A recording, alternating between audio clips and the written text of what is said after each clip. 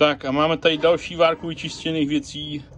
Kdo si pamatuje tady to nářadí, který jsem vlastně natáčel, nebo který bylo v tom nákup za pár korun, ale drahý šrot, tak to bylo pěkně rezavý a když se podíváte, tak uvidíte, že to je krásně odrezený. Ale já nevím, jak jsem tam dvakrát po 30 minutách, ani ne,